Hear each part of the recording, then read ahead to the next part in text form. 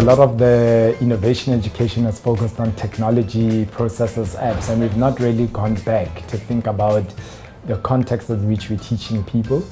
What is education? How does it work for people right here on the African continent? Most of the model that we use today comes from a Latin or Western background. Education was more of an extension of developing labor so that companies can use the labor to produce or to get their own end means.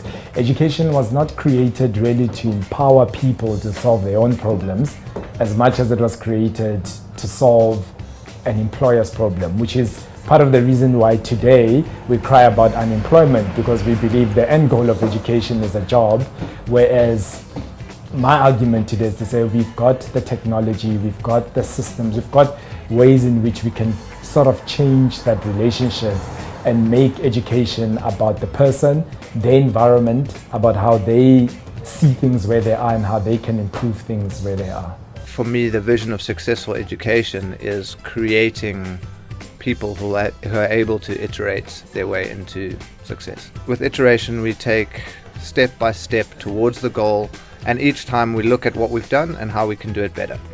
Thinking about education and educational content for the African context, it's a unique place that we find ourselves in, that we're in many ways educating ourselves for the first time, and we can look at existing patterns of education that have worked and think about what of that is actually useful and what of that was serving a previous world without technology.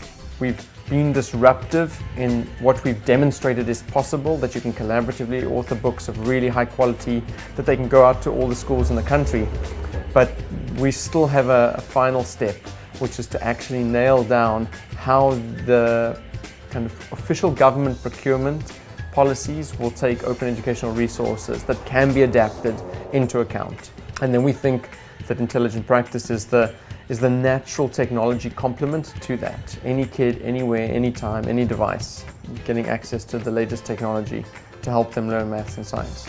Re-educating education in Africa would be some sort of system that allows people to see beyond working for other people. Being taught to, use our resources and create something big, actually have an impact in the world.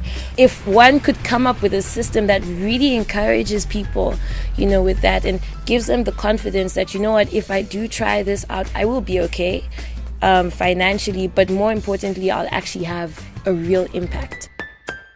In the US, when you talk about lean startup, they say go raise $100,000 and then we can start running and doing the build, measure, learn cycle and start experimenting on that. Whereas in the South African context, because fundraising is a lot more difficult, you need to focus on delivering the business in much smaller slices, and it's much more value and evidence driven. So the model and the education of how we help startups and what we coach and what we work them through is very driven on how do you get validation and how do you remove the risks as early as possible before you need to raise the money, because South African investors require a lot lower risk investment than your typical international investor.